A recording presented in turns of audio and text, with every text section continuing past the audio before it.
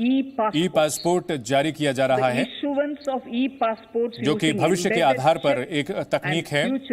2022-23 में इसे लागू किया जाएगा ताकि लोगों को सुविधा ज्यादा हो सके।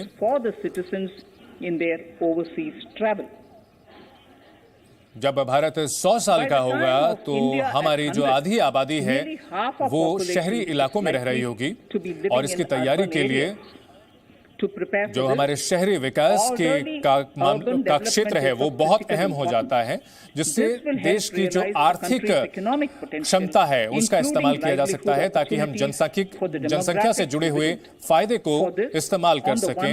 मेगा सिटीज को आर्थिक विकास का केंद्र हम बना सकेंगे। इसके लिए हमें टियर 2 और टियर 3 सिटीज हैं, दूसरे और तीसरे दर्जे के शहर हैं, उनको भी भविष्य के लिए हमें तैयार करना है। इसे हमें अपने शहरों को अच्छे शहर रहने की व्यवस्था के साथ साथ युवाओं के लिए मौके देने के केंद्रों के तौर पर इन्हें विकसित करना पड़ेगा।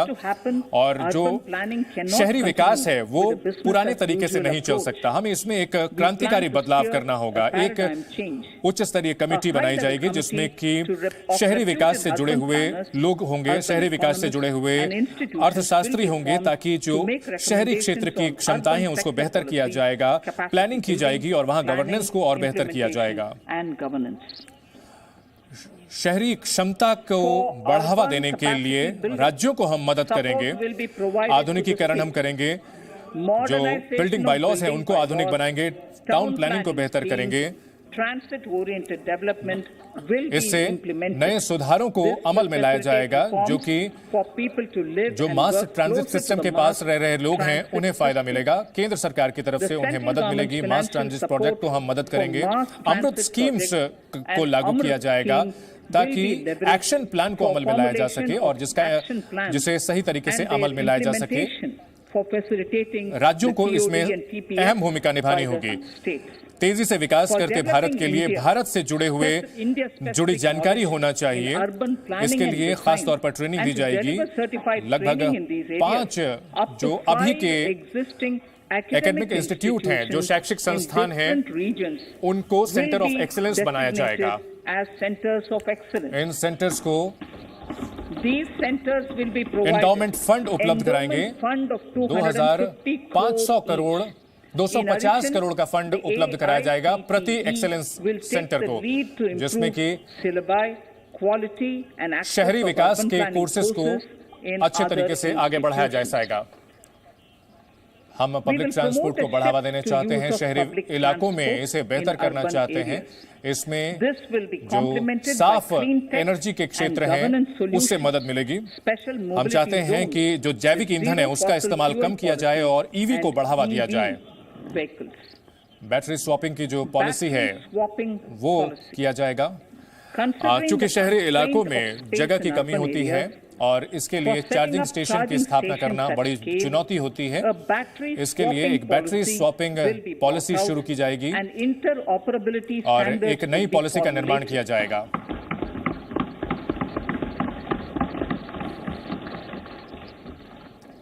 प्राइवेट सेक्टर को प्रोत्साहन दिया जाएगा ताकि सस्टेनेबल और इनोवेटिव बिजनेस मॉडल बनाएं, ताकि बैटरी की उपलब्धता बढ़ाई जा सके, ताकि जो इलेक्ट्रिकल व्हीकल का पूरी व्यवस्था है उसको ईंधन की कमी ना होने पाए।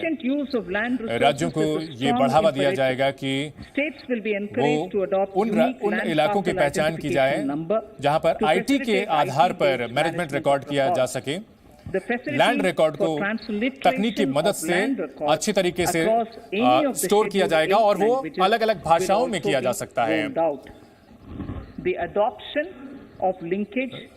राष्ट्रीय जेनेरिक डॉक्यूमेंटेशन सिस्टम के साथ उन्हें जोड़ा जा सके, ताकि एक राष्ट्र एक रजिस्ट्रेशन का सॉफ्टवेयर उसको बढ़ावा दिया जा सके, ताकि एक समान प्रक्रिया होगी रजिस्ट्रेशन के लिए और कहीं भी जो रजिस्ट्रेशन होगा वो पूरी तरह से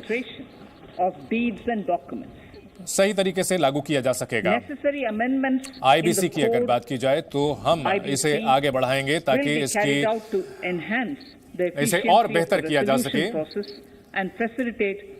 ताकि जो इंसॉल्वेंसी का मामला है, जो दिवालिया होने वाले केसेस हैं, उन्हें सही तरीके से निस्तारण किया जा सके। नई कंपनियों की स्थापना के लिए कई कदम उठाए गए हैं और एक सी पेस के नाम से योजना शुरू की जा रही है, जिसकी स्थापना ताकि शुरुआत करना और किसी भी कंपनी का समापन करना 2 साल से घटाकर 6 महीने किया जा रहा है उस अवधि को। सरकार की खरीद का मामला, सरकार की जो भूमिका है उसको आधुनिक बनाया जा रहा है अमृतकाल के हिसाब से। जो नई भूमिका है उसमें कई अलग अलग जो स्टेक होल्डर्स हैं उनकी भूमिका काफी अहम है। हम इसे पारदर्शी तरीके से लागू कर रहे हैं ताकि लागत और के जो नियम हैं इसे बेहतर किए जा सकें। जो 75% मौजूदा बिल हैं उन्हें 10 दिन के अंदर ही उनका निस्तारण किया जा रहा है ताकि और उसको सेटलमेंट किया जा रहा है। इसमें सभी पक्षों की राय ली जा रही है। हम पारदर्शिता को और बढ़ाने के लिए और पेमेंट को, भुगतान को कम करने के लिए, भुगतान को कम वक्त में करने के लिए हम ई बिल सिस्टम की स्थापना करेंगे।